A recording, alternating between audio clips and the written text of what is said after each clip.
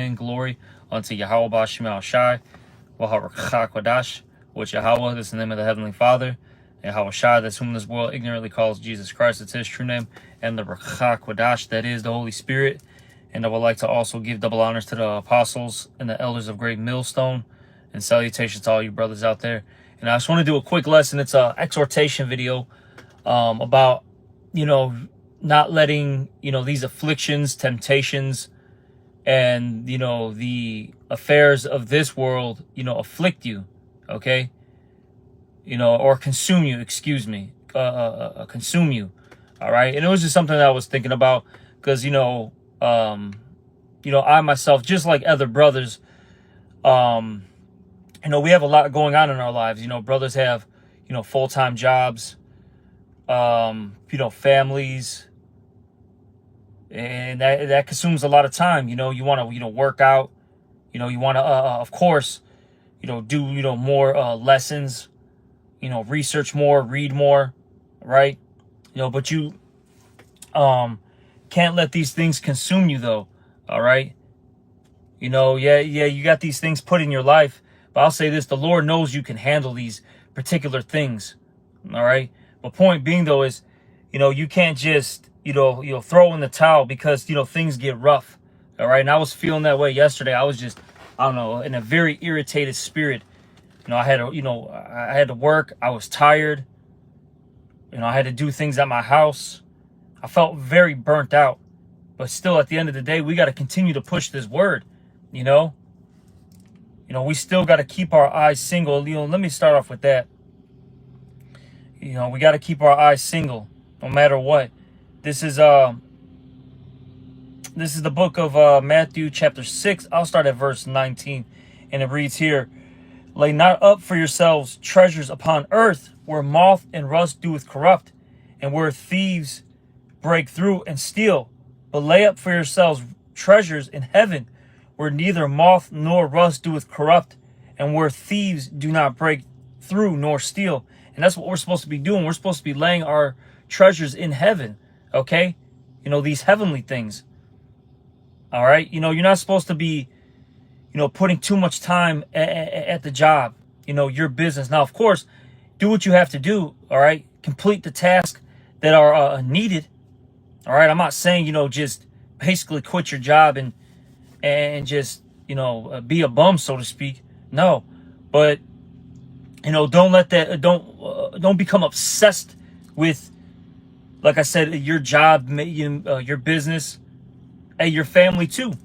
And there's going to be times where you as a man of the Lord, you're not going to be around your children, okay? Your woman, okay? Your parents, etc. You're just not going to be around them. And that's because you have, priorities to deal with, which is what? This truth. You got to go to camp. You got to go to classes. Okay? You have high holy days to attend. You got to, deal with these things. Like I like to say a lot in my videos, that you have to put this truth in the forefront. Everything else is on the back burner, okay? You see? Everything else is on the back burner. It's not really that relevant. Look, money's not going to save you. Your children aren't going to save you. Your woman, parents, your business, these things aren't going to save you. What's going to save you is Yahweh Bashim Shai, okay? And as the scriptures say in 2nd Ezra, the 9th chapter, through your faith and your works, that's how you're going to get saved. All right? And those things go hand in hand, because if you have a faith, you're going to be showing works. That's in the book of James. It speaks on that. All right? But let me keep reading. This is back in Matthew chapter 6. I'm read 21 now. Excuse me. "For where your treasure is, there will your heart be also." And it says, "The light of the body is the eye. If therefore thy eye be single, thy whole body shall be full of light. But if thy eye be evil, thy whole body shall be full of darkness. If therefore the light that is in thee be dark, how great is that darkness?" All right, so hey, we got to keep our eyes single in this thing. You know, you can't get distracted with what's going on in your life, you know? And we all go through stuff. Hey, brothers, and you got certain brothers, man, they go through, I mean, we all go through hell. But, man, I'll say this, something about bodily afflictions, it does something to you, okay? And I know certain brothers, man, they'll have, or have had, you know, diseases such as sickle cell disease. And that's no joke. Brothers' bodies, you know, burning up in extreme, excruciating pain, can barely do things. You know, you got, brothers, you know, that may have been battling cancer or are battling cancer. All right. And, you know, just a testimony for my situation. I was going through a lot of GI issues a couple years ago, about 2 years ago. And I couldn't even really work for 2 months, going on 3 months. I was in pain, couldn't eat. It was the worst experience I've ever dealt with in my life, you know. But hey, brothers got to deal with that affliction. The scriptures talk about bearing your cross, you know. But that whole time that I'll say this, and I know the other brothers who have that are or have dealt with bodily afflictions, they never, you know, threw in the towel. You know, they can continue to have hope and have belief in Yahweh B'Shem Yahushai. All right, continue to do the work. Go out there on the line, make videos, be amongst the brethren. You know, you just got to keep pushing in this thing. You see? All right. Let me read this. This is Matthew 6:24. No man can serve two masters, for either he will hate the one and love the other, or else he will hold to the one and despise the other. Ye cannot serve God and mammon. And that, makes me think about what I was mentioning earlier, how you can't be consumed, all right, with, your job, you know, your family, you know, things under that nature. You can't be obsessed with it, because the second you start putting that first before Yahweh B'Shem Yahushai, now it's a real problem. Now you're not doing videos. Now you're not reading. You know, I can miss camp this week. It's okay. No worries. I'll go, you know, make it up. Next thing you know, you're missing, you haven't been to camp in 2 weeks. You see what I'm saying? It's a snowball effect. All right? And then you eventually fall out. Because that's what happens to guys that do these things. You know? They eventually fall out. Because let me get this, because this is in the book of Exodus. This is actually the number one commandment. All right? This is Exodus chapter 20. And I'm going to start at 1. Main point is really at 5. I'll start at 1. This is Exodus 21. And the Most High spake all these words, saying, I am Yahweh thy power, which have brought thee out of the land of Egypt, out of the house of bondage.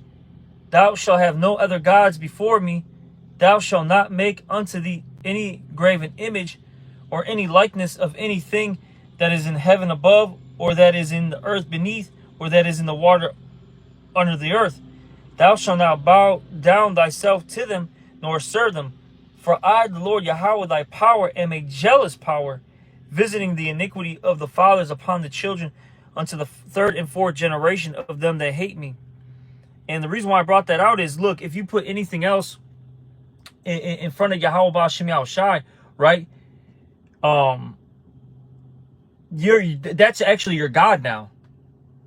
And as it says there, the Lord Yahweh is a jealous power, okay? And the Lord will start destroying you. And the worst thing is actually being smitten with madness, all right? Let me get this real quick. This is in the book of Sirach 25 and 13. Give me any plague but the plague of the heart, meaning your mind. You don't want your mind to be plagued, okay, with these demons. You know, hey, look at these guys that fall out, you know. We brought it out actually last week, how when an individual falls out, they're now twice dead. They're in a worse situation than, you know, when they were originally in the world. All right. Guys, I'll say this because I actually I saw one of his posts that somehow came up on my feed. You had this one guy in our camp, right? He fell out. It's going on, I think, maybe almost even 3 years now. I mean, it's been a minute. But he's a part of that New Covenant gang, and he's been preaching that literally for about 2.5 years straight. Not even exaggerating. That's the only topic that he talks about. That's somebody that's plagued with madness. Another guy, he is obsessed with partying. He fell out around the same time, a little bit before the one guy that I just mentioned. He's obsessed with partying, smoking cigars, listening to 80s music, and investing, which he's never even successful at. That's the funny part. And the Lord didn't even allow him to hit it big, so to speak, right? Then we saw a guy. I don't know if you guys, some of you all might be new or newer, but you had this camp called ITR, which they were originally from Chicago, right? And you had the main guy Nazariah, but he had his right hand man, which was Taziadia, and they all fell out or whatever, right? But we saw a recent picture of him because he was one of those producers in the music industry, and this guy just super long twist, fat, out of shape, had a huge blunt in his mouth, and had a t-shirt that had a devil face on it. Dude is completely through, man. Out of his goddamn mind. But that's what the Lord will do to you. If you have a malice spirit and you fall out. All right? You see? But as it says here, give me any plague but the plague of the heart, and any wickedness but the wickedness of a woman. But main point is that that first part of that in that Sirach 25 and 13, that's the worst thing you can get, having your mind plagued, getting that strong delusion. All right? Because the Lord can make you obsessed with your family. Because there's guys that fell out because of their woman or their children. All right? They got tired of going out there every Saturday and spending several hours out there teaching. I want to go watch Johnny hit the baseball. No, I got to see little Susie perform at the dance recital, instead of teaching the word. Hey man, let me get this because this is what the scriptures say. This is Matthew chapter 19, and let me get I'll start at 27. Then answered Peter and said unto him, Behold, we have forsaken all and followed thee. What shall we have therefore? And Yahushua said unto him, Verily, verily, I say unto you, that ye which have followed me in the regeneration, when the Son of Man shall sit in the throne of his glory, ye also shall sit upon 12 thrones, judging the 12 tribes of Israel. And every one that hath forsaken houses, or brethren, or sisters, or father, or mother, or wife, or children, or lands, for my name's sake, shall receive 100-fold, and shall inherit everlasting life. And you see, you're going to get rewarded, all right, for forsaking these things, okay? You're going to get all these things back and then some. That's something that, you should have in your mind, all right? The Lord's going to remember your works and labor of love, as it says in the book of Hebrews. He's not an unrighteous power, okay? You see? But there's, look, you may have to, you may be in I'll say this, in a situation where you don't see your kids, or, you have to separate yourself from your parents, or you have to, lose that job, that business, whatever it may be, for this truth. It is what it is. Okay? That's your cross. Let me get that real quick. You got to bear your cross, okay? And each one of us has a tailor-made cross that we got to bear, okay? Here we go. This is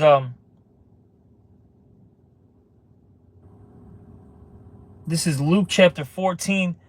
I'll start at 26. If any man come to me and hate not his father and his wife and his father and his mother and his wife and his children and brethren and sisters, yea, and his own life also, he cannot be my disciple.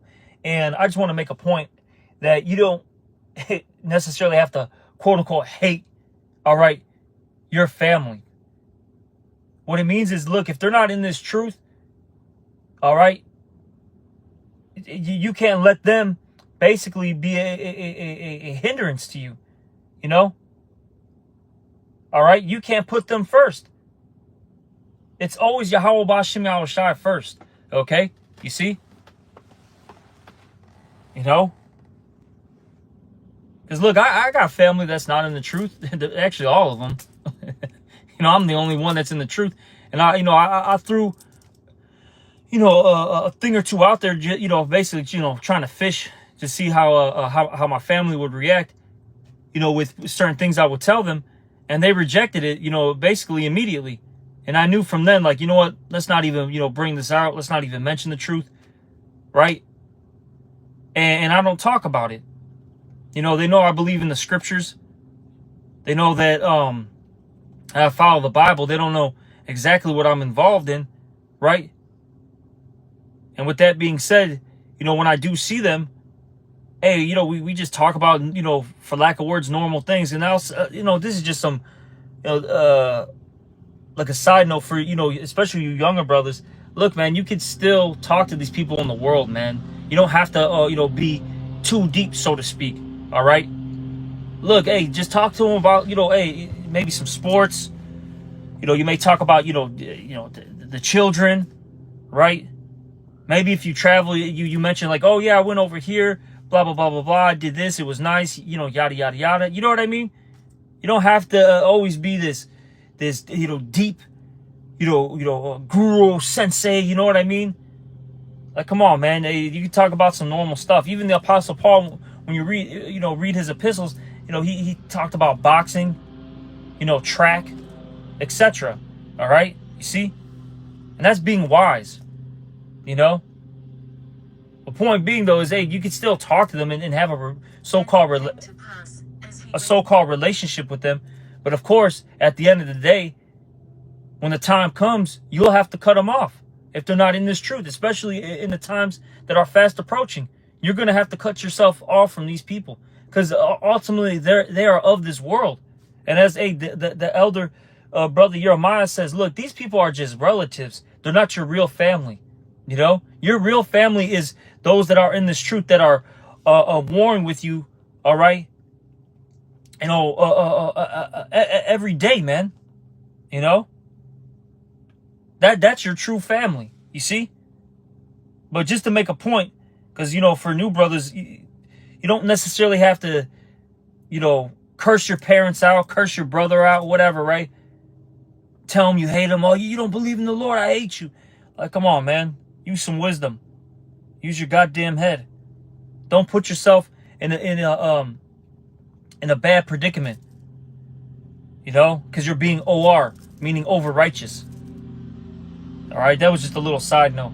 But let me keep reading. This is back in Luke 14 and 27. And whosoever doeth not bear his cross and come after me cannot be my disciple.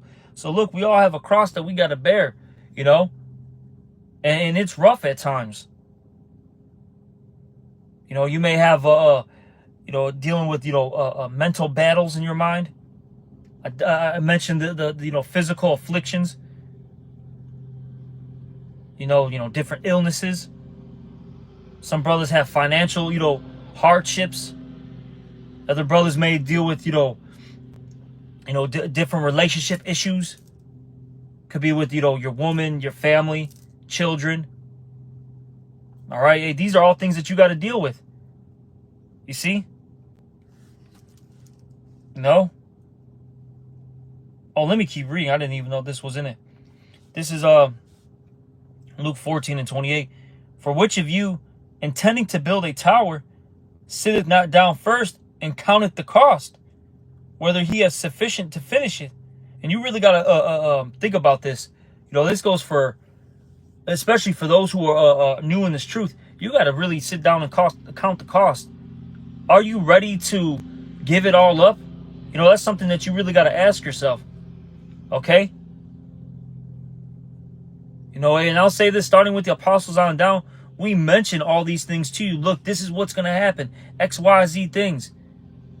You know, hey, first off, the Bible tells us this. Sirach, the 2nd chapter says what? If ye come to serve the Lord, prepare ye your soul for temptation. You know? Talks about, you know, constantly enduring. Talks about the afflictions. What does it say? Through much tribulations. That's how ye shall enter into the kingdom. That's Acts 14:22. Okay? So you know, the Bible tells you these things, and then we reiterate it. And then we give, you know, personal testimonies and examples of what can occur or what has happened, okay, to ourselves. And then you got to, take these things, you know, to mind and ask yourself, am I really, do I really, you know, want to be a part of this? Because the reason why I'm bringing this up is because you got guys that have been in it that were in it for years and years, and they decided to drop the plow. Now, with that being said, guys like that, they're going to be beaten with many stripes. That's what I think it's actually in Luke 14 as well. All right. Oh yeah, it's actually right here. This is hold on. Or is that the 12th chapter? Salaki, I thought it was right here. But it says in the book of Luke, I know it's Luke for sure. It says that they that knew the Lord's will and did it not shall be beaten with many stripes. You see? So guys like that are going to have a horrible end. You know?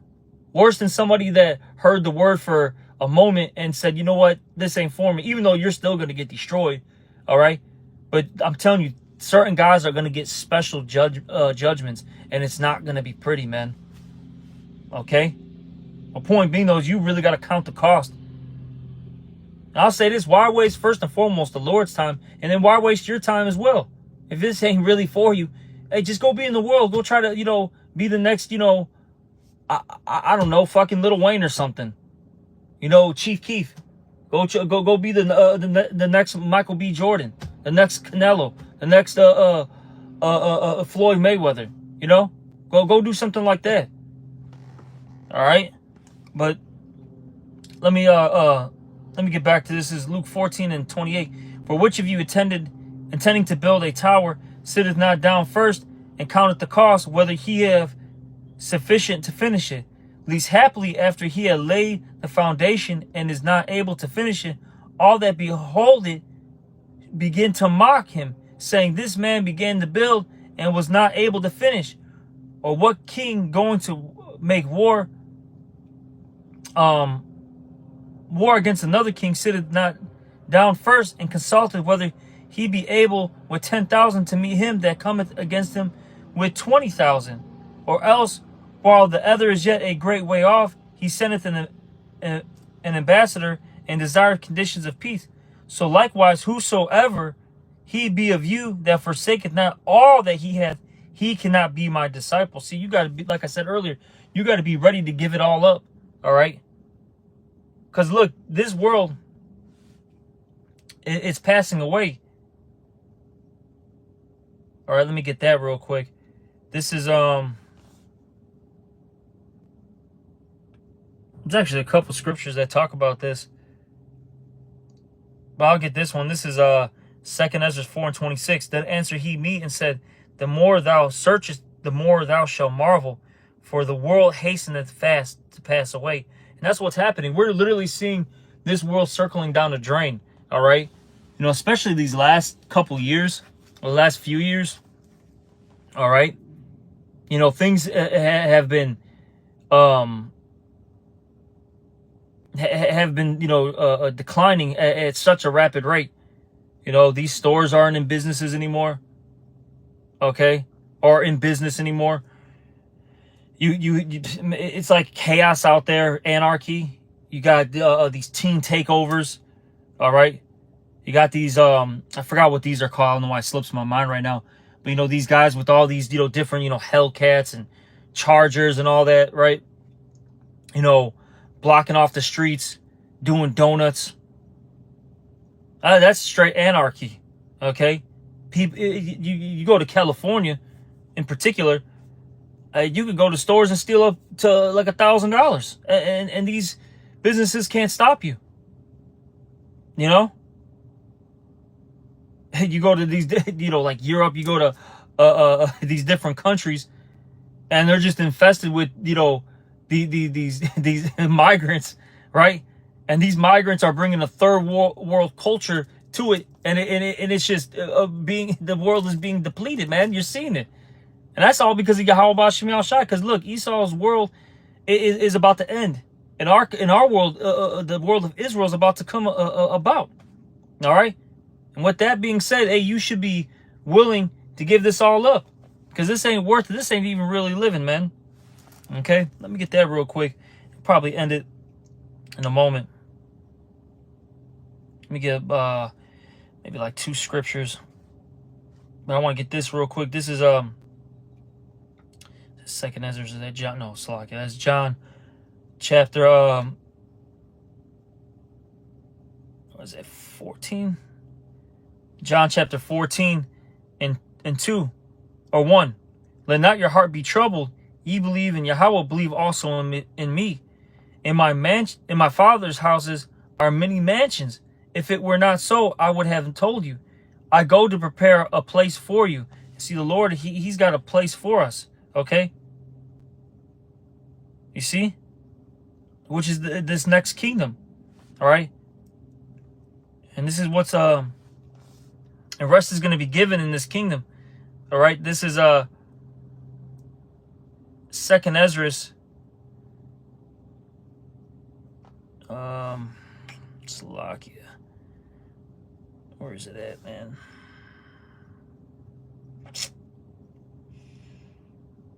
Damn.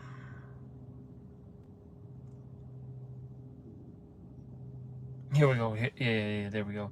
Oh, rest is allowed. That's how it's worded. This is 2 Ezra chapter 8, verse 52. For unto you is paradise opened, the tree of life is planted, and the time is come. The time to come is prepared. Plenteousness is made ready. A city is builded, and rest is allowed.